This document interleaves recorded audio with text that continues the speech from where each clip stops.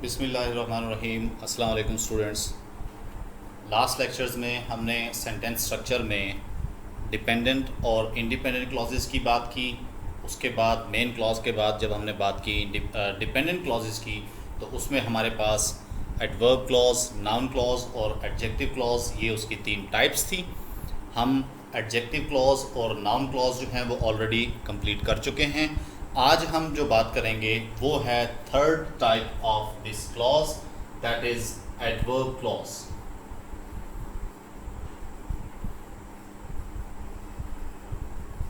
Adverb clause, adverb clause को समझने से पहले आपको ये पता होना चाहिए कि एडवर्ब आप कहते किसको हैं। तो एडवर्ब, इसकी डेफिनेशन आप लोग लिखें। Adverb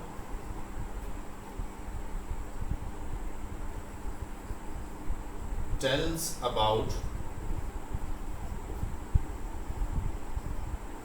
verb, adjective and adverb। इन तीन चीज़ों के बारे में इंफॉर्मेशन देने वाला जो वर्ड होगा उसको आप कहेंगे कि ये एडवर्ब है। यानी कि adverb tells about verb, adjective और adverb.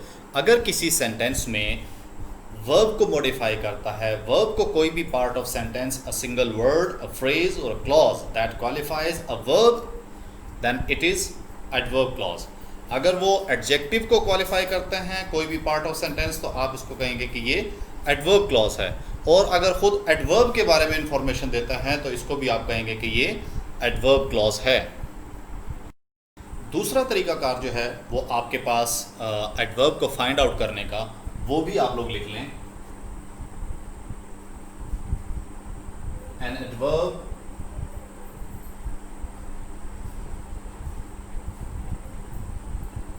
answers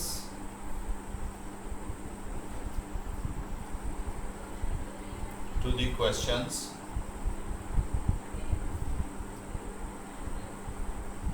why, where, when, how,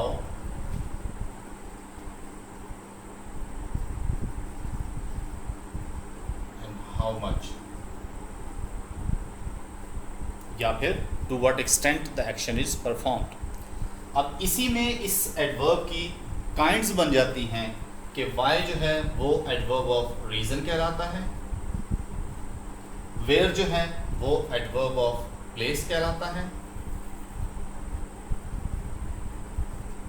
when जो है वो टाइम कहलाता है, हाउ जो है वो कहलाता है मैनर, और हाउ मच जो है वो शो करता है डिग्री को।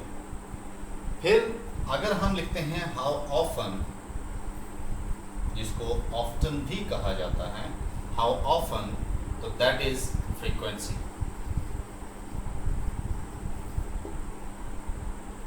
ये आपके पास एडवर्ब्स हैं कि अगर आपके पास how much, how often, why, where, when और हाउ का आंसर में अगर कोई भी आपके पास मिल जाता है, एक वर्ड मिल जाता है, या फिर आप कह दें कि उसको एक फ्रेज मिल जाती है, या फिर एक कंप्लीट क्लॉज मिल जाती है, if this part of sentence और a particular part of sentence answering to the questions why, where, when, how much and how often, that is definitely an adverb.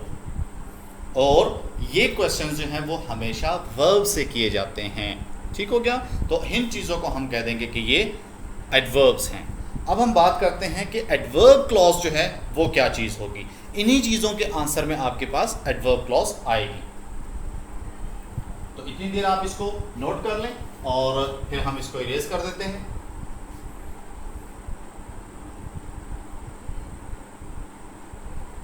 Now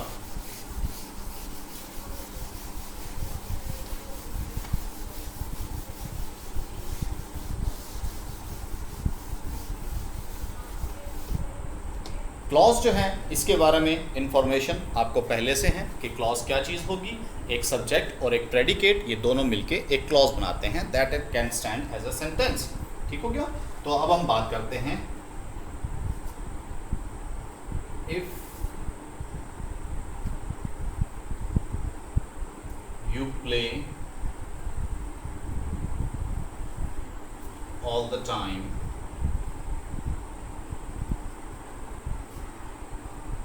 you will fail.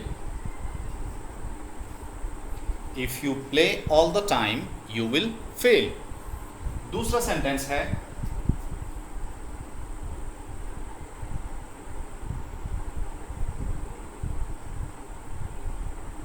I met her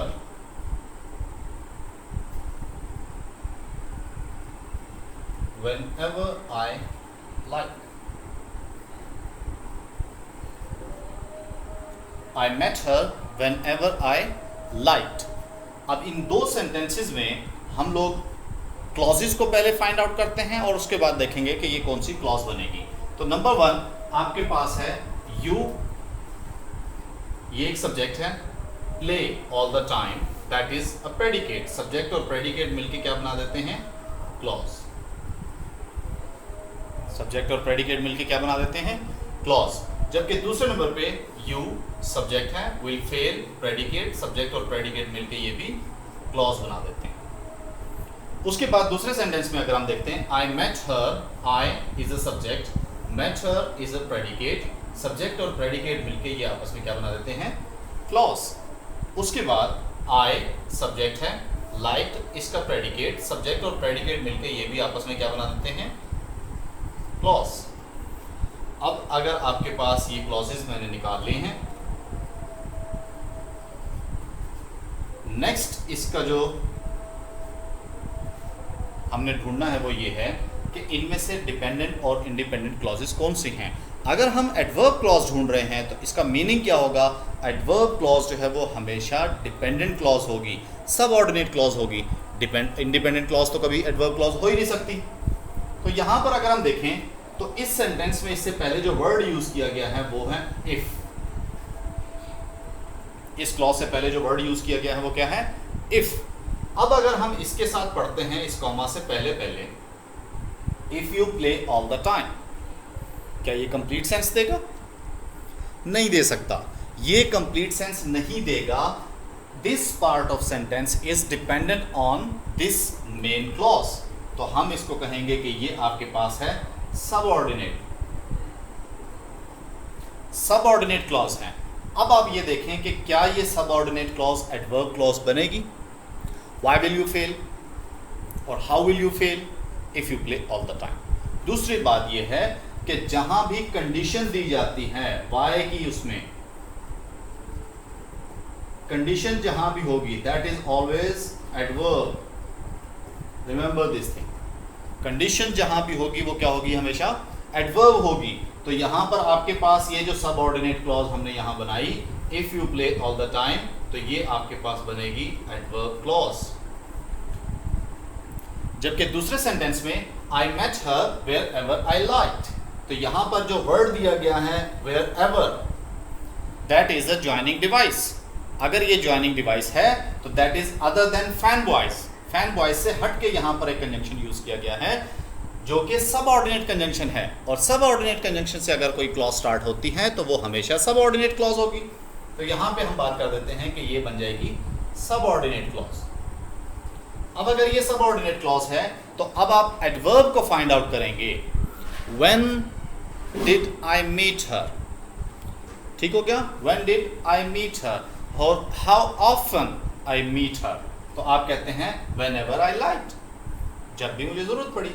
when के answer में आ जाता है, तो जब भी मुझे जरूरत पड़ी आई मेट हर। तो फिर इसका मतलब ये हुआ कि ये आपके पास जो क्लॉज बनी है वो है adverb clause.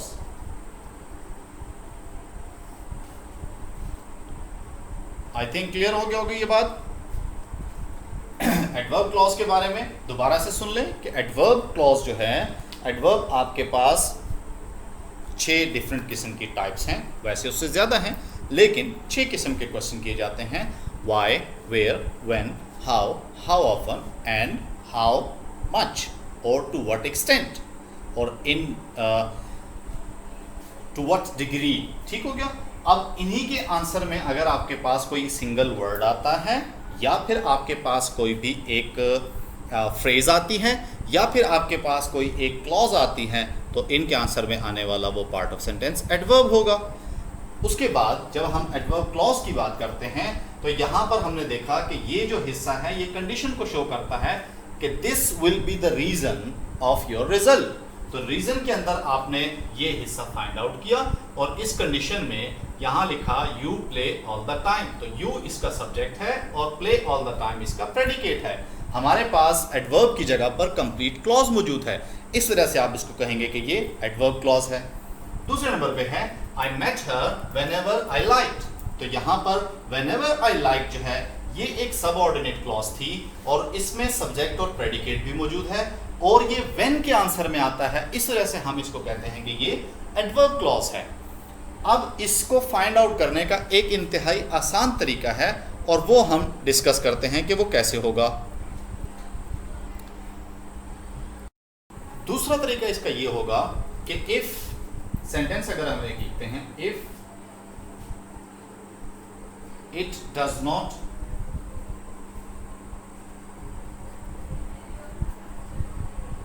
Rain we shall go out. अब ये सेंटेंस अगर आप गौर से देखें तो इसमें दो बातें की गई हैं। If it does not rain we shall go out. अब इस सेंटेंस में अगर गौर किया जाए तो ये रिजल्ट क्लॉज है और पहले वाला हिस्सा if it does not rain ये आपके पास एडवर्ब क्लॉज है। अभी मैंने बताया था कि कंडीशंस जो हैं उनको भी आप एडवर्ब क्लॉज कहते हैं। मैं एक काम करता हूं कि ये जिसको मैं ढूंढ रहा हूं कि ये वाकई एडवर्ब क्लॉज है, नाउन क्लॉज है या एडजेक्टिव क्लॉज है, तो मैं इसकी प्लेस चेंज करके देखता हूं। अब जब मैं प्लेस चेंज करता हूं तो मैं लिखता हूं कि we shall go out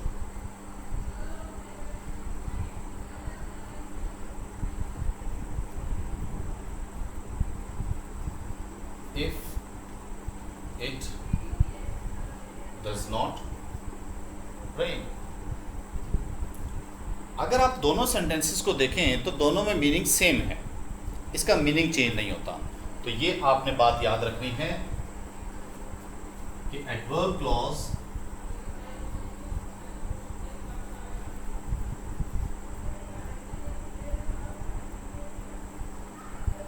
does not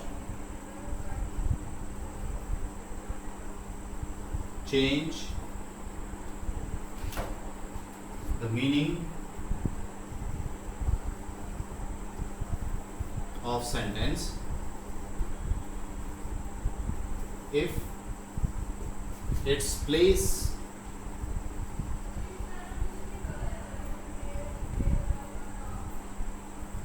is changed। कि अगर इसकी प्लेस चेंज कर दी जाती है तो ये कभी भी अपना मीनिंग चेंज नहीं करेगा, सेंटेंस का मीनिंग जो है वो अपनी जगह पर मौजूद रहेगा। ये बात आपने याद रखनी है। इसी से रिलेटेड जो है वो मैं एक और इन्फॉर्मेशन देता हूँ और वो ये है, अगर कभी एडवर्ब क्लॉज मैं यहाँ पर रेड कलर में लिख रहा हूँ, एडवर्ब क्लॉज अगर पहले लिखी जाती हैं, एडवर्ब क्लॉज अगर पहले लिखी जाती है तो मेन क्लॉज से पहले आपने कॉमा लगाना है। अगर एडवर्ब क्लॉज सेंटेंस में पहले लिखी जाएगी तो इसके बाद आप कॉमा लगाएंगे मेन क्लॉज शुरू करने से पहले।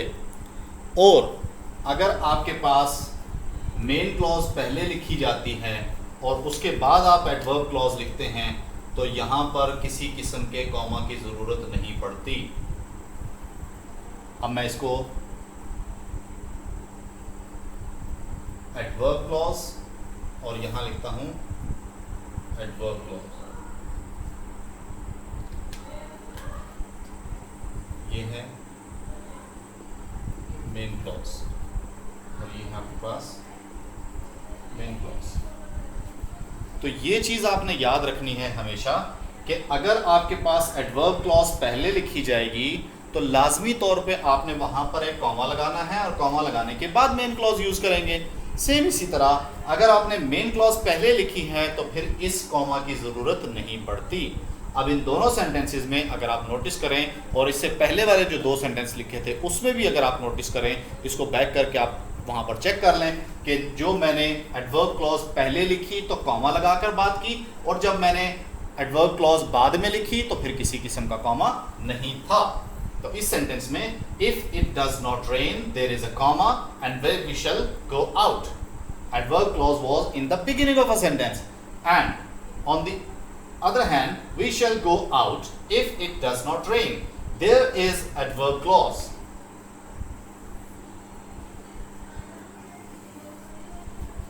If it does not rain, ये हमने बिगिनिंग में नहीं लिखी, इस तरह से यहां पर अगर आप देखें तो किसी किस्म का कोई कॉमा नहीं लगाया गया। ठीक हो गया। तो यहां पर ये चीज आपको लाजमी समझनी है और एडवर्ब क्लॉज फाइंड आउट करना इंतहाई आसान है, इसमें कोई मुश्किल नहीं होती। अगर आप सेंटेंस को क्लॉजेस को आपस में एक्सचेंज कर दें, उनकी प्लेसेस को चेंज कर दें, then you will find that there is no change in the meaning of a sentence. ठीक हो गया। तो किसी भी सूरत इसमें चेंजिंग नहीं आएगी। अब हम इसकी थोड़ी सी प्रैक्टिस कर लेते हैं और कुछ सेंटेंसेस मैं यहाँ पर लिखता हूँ और उसके बाद हम इसमें से क्लॉजेस फाइंड आउट करेंगे। Then I will give you some assignment. So let's take some examples. Here are some examples.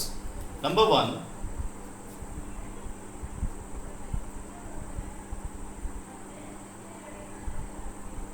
the students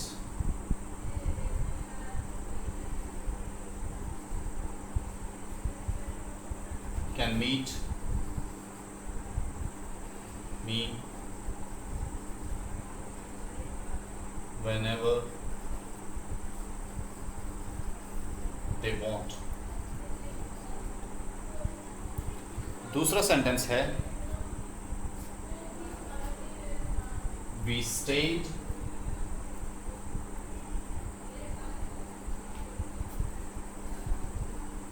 where we liked. We stayed where we liked because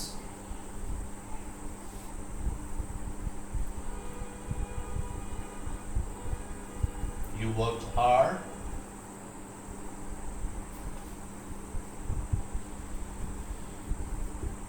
you got good grades. Because you worked hard you got good grades.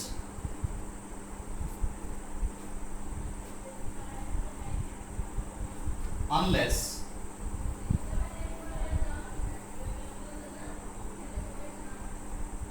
you improve yourself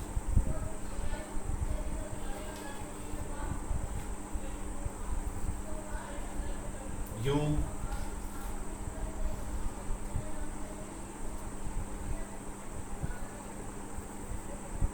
will not be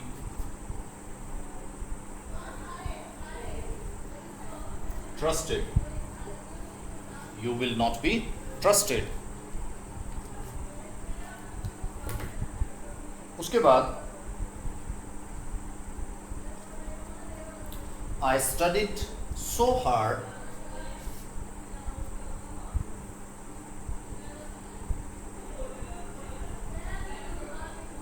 I studied so hard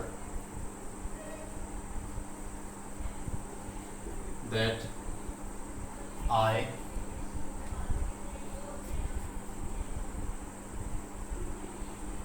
got distinction award. I studied so hard that I got distinction award. अब इन sentences में हमने जो adverb clause हैं उनको underline करना है। Sentence number 1, the students can meet me whenever they want. When the students can meet me, तो when के आंसर में आप कहते हैं whenever they want. अब इस part of sentence में अगर आप गौर करें तो दे आपके पास सब्जेक्ट मौजूद है और वांट इसका predicate, that is complete clause. When के आंसर में है तो आप इसको कहेंगे कि ये एडवर्ब क्लॉज है। When the students can meet me whenever they want, when के आंसर में एडवर्ब आता है, एडवर्ब ऑफ टाइम है आपके पास, और इसमें आपके पास एक कंप्लीट सब्जेक्ट और प्रेडिकेट मौजूद है। इसका मतलब ये हुआ कि ये आपके पास एडवर्ब क्लॉज है। दूसरे नंबर पे we stayed where we liked. Now where did we stay? Where we liked. Where के आंसर में एडवर्ब आता है, adverb of place, that is called adverb clause. ठीक हो गया। उसके बाद because you work hard you got good grades. How? For what reason you got good grades? Because you work hard. तो इसको भी आप कहेंगे कि ये एडवर्ब क्लॉज है। ठीक हो गया। उसके बाद unless you improve yourself you will not be trusted. Reason, condition क्या है?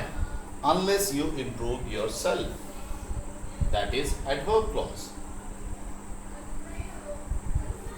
उसके बाद I studied so hard that I got distinction award.